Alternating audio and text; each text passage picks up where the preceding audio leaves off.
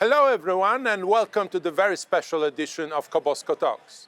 Today marks the 4th anniversary of Russia's full-scale aggression against Ukraine.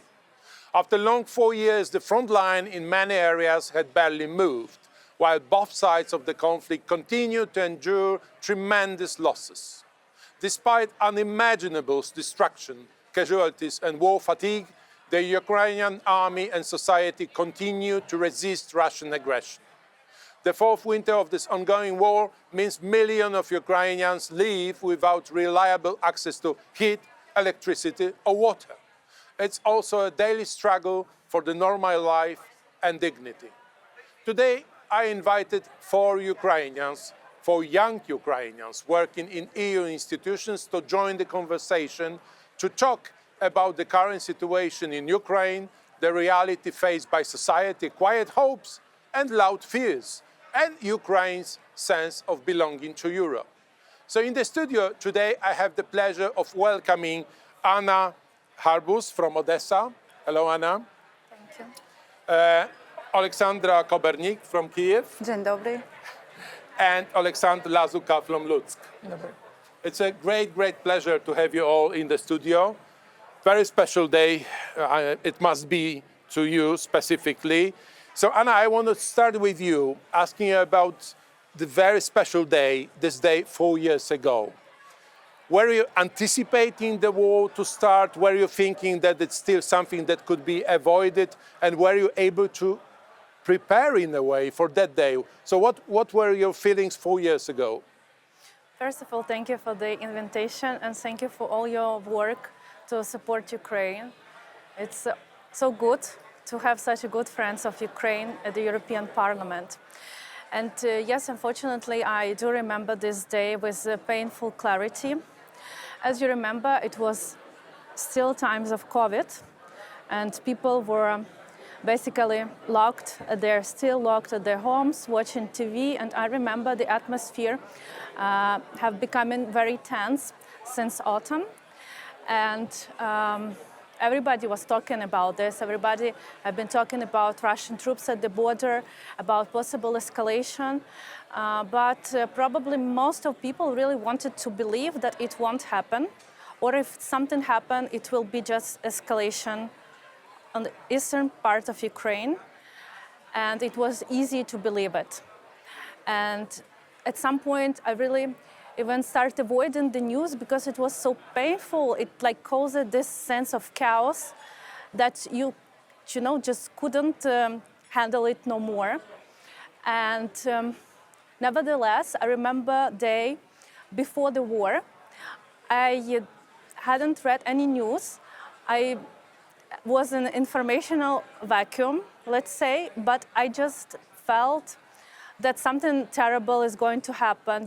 It was something evil in the air. I just couldn't explain it. I couldn't eat. I couldn't do anything. I remember I even posted about it on my stories on Instagram that I have a terrible feeling that day. And I couldn't sleep. And the next morning, I woke up very angry because of the noise. And near my home in Odessa, there was a construction site. And when I woke up, I was so angry because I saw that the workers started working back at night. And I was really irritated. I came to the window to look what is happening there. And there was nothing, no light, no people, no workers. And, it's deep inside, I immediately, understood. But mind really failed to believe it. So I started Google, nothing on Google yet.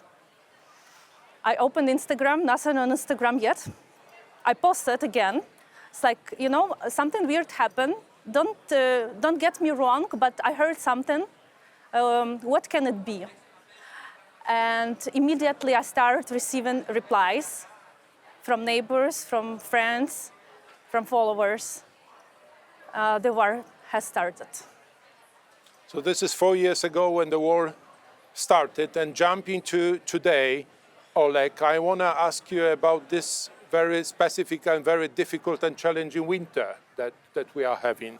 So I want to ask you about your friends, your colleagues, the people you know. How many of them decided to stay in Ukraine, and how they are dealing with this freezing winter, with these very special conditions where the Russians are obviously attacking the energy infrastructure. They want to kill the morale of the Ukrainian people in cities, including your city of Lutsk.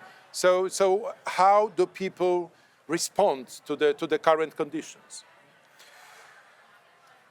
For people who have relatives back home, back in Ukraine, this question is very difficult and dear to their hearts. Because every morning when they wake up, every evening when they go to bed, they think of those who are back home. And I have to say that I have 5 cousins who decided to stay back in Ukraine and didn't accept my invitation to come over to Belgium, to Brussels, because they wanted to stay close to their husbands, their relatives, their parents, their families. And 4 of them gave birth to children around 2022 or after. And they still have to face the challenge of raising these toddlers, infants, kids under very tough conditions. They were tough throughout the full-scale invasion, with no doubt, but this year it's unbearable. At times people have electricity only 1 hour or an hour and a half per day. And it's very difficult even for an adult to sustain everyday life under these conditions when you have no utilities at times, especially in Kyiv. I have my relatives in Kyiv, Odessa, Lviv, Lutsk, all over. And, well, of course, Kyiv is the worst. And I know that these mothers are heroes. And that's what I try to remember every morning when I wake up and go to my office, when I wake up in my warm bed. I'm thinking of them and how efficient we have to be here to bring the just peace closer, at least one step every day. And, well, speaking about the morale and the mental condition, we have to admit that these unbearable conditions, let's say especially in January and February, after the shellings, when in Kyiv overnight we could have 6,000 residential buildings losing every single utility. Or just last week recently, after the shelling on the 12th of February, another 2,600 were cut off the supplies, and roughly 1,100 in Kyiv will remain without heating till the end of the winter. These figures are terrible. They made 600,000 people leave the capital this winter, only within the past 2 months. And we have to admit that this can't go unnoticed, especially when it lasts for 4 years already, almost 4 years. And well, the statistics shows that only 39% of Ukrainians were optimistic about the upcoming year in December 2025, compared to 51% being optimistic 2 years ago. And this figure shows how difficult it is. But still, we can say that 77% of Ukrainians give all of us hope that they are still standing tall. Despite the conditions, 77% of Ukrainians, according to the Kyiv International Institute for Sociology, even in January this year, they say that Ukrainians have to stand tall, and despite Russians gradually, slowly advancing on the front line, Ukrainians still think all over the country that we have to resist. And we can't agree to any unfavorable or unjust peace. We have to resist until we get just conditions. So this gives hope, even now. This gives a lot of hope to all of us. Alexandra, I want to repeat this question because, look, from our perspective, working, living in Brussels, in Warsaw, in many other places, it's really hard to believe how can you live and survive without the electricity, without the heating, with minus 20 outside, at just a couple of centigrades on the plus side inside your apartment. How people are able to survive in big cities? Michal, it's a very important question that I ask myself every time I visit my family back in Kyiv, because then you experience firsthand what's happening on the ground. And I want to share that these power outages, it's not something new that appeared during this winter. They were already present since summer 2023. And first, you become adjusted to the sound of generators working in the big hospitals, in the big shops, still not everywhere. It's a part of normal life if you hear the generator. The bad things start to appear when you just hear the silence and the streets are quite dark. And of course, you might think that in summer it's easier to bear this type of temperature, is less extreme. But it was plus 40 in Kyiv. And of course, we are a very progressive country, very digitalized too. And it's very hard for people to be thrown back into the Middle Ages, because we are so much dependent and relying on the technologies in the internet. Of course, first of all, it's important for us, but also if you think about daily things, to wash your hair, you need to use the hair dryer. To cook your coffee or tea, you need to boil the water. Of course, now it's even more severe because, as you said, the temperature is dropping quite low. And given my personal example, my grandma is 82. During the night, and we are living in a block of flats, like in Warsaw too, so it's very high, tall buildings, 15th, 16th floor. During the night, there are drone attacks and there are missile attacks. And when there is no power, no electricity, she cannot use the elevator to go to the bomb shelter.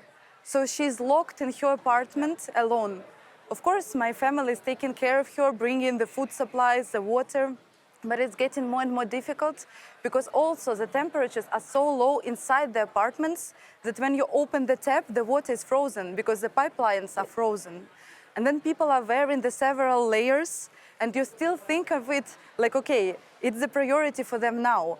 But then they cannot sustain this work-life balance or the work-life balance. Because to provide the families, people still need to go to work, to studies, to be able to help the others too. And that's where the challenge occurs, because people are deprived of the sleep, then they're deprived of safety, which is a basic right, and then they cannot even function in any type of normality. And of course, what all of us should do, it's to not take this situation as something common and ongoing for already 4 years, because Ukrainians receive a lot of compliments that we are resilient, and we are very grateful for our heroes who defend us also on the ground for this. But also it's not something that people have chosen. It's just that each of us understands that the alternative is even worse, because occupation is not peace, and then all our families would be forced to somehow work and support the Russian military side, and also to join the forces to continue another war. That's why, knowing that there is basically no choice, people are forced to adjust and adapt.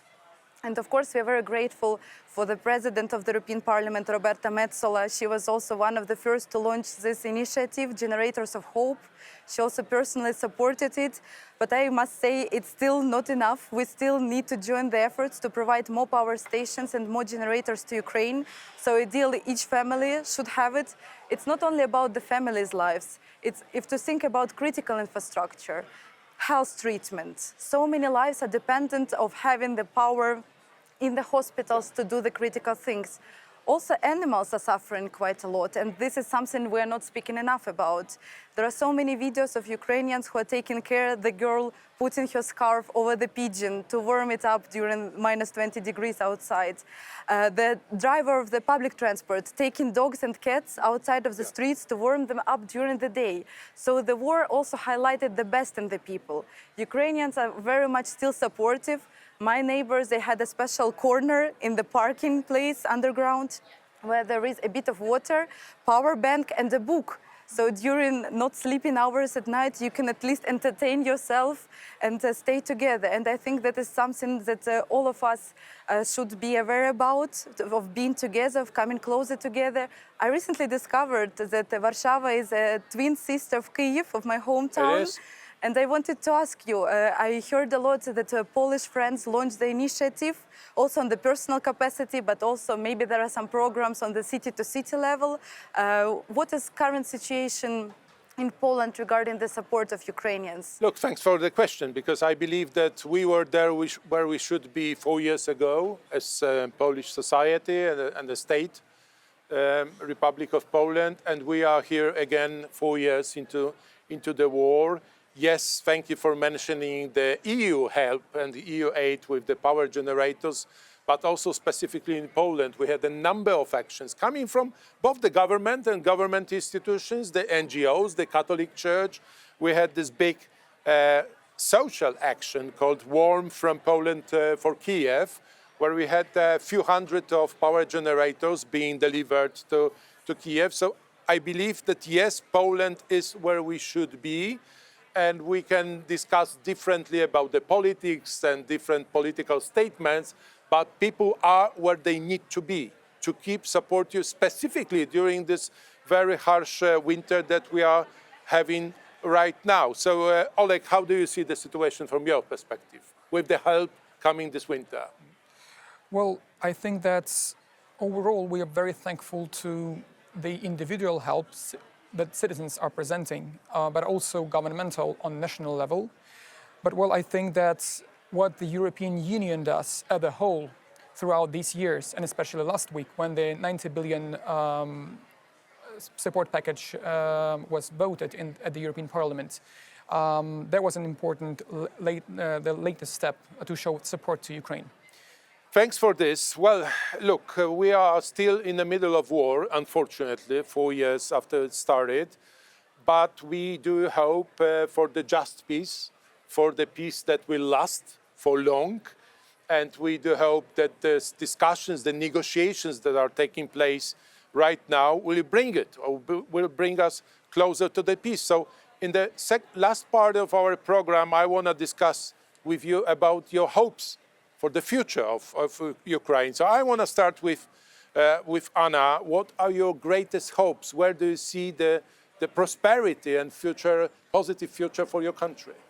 Well, it's a very easy question because I see only one perspective for Ukraine.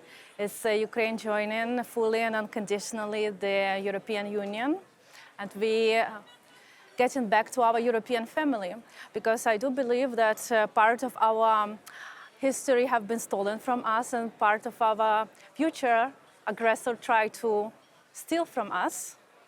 But now it's clear for Ukraine, for the European Union, for United States, and for other parties that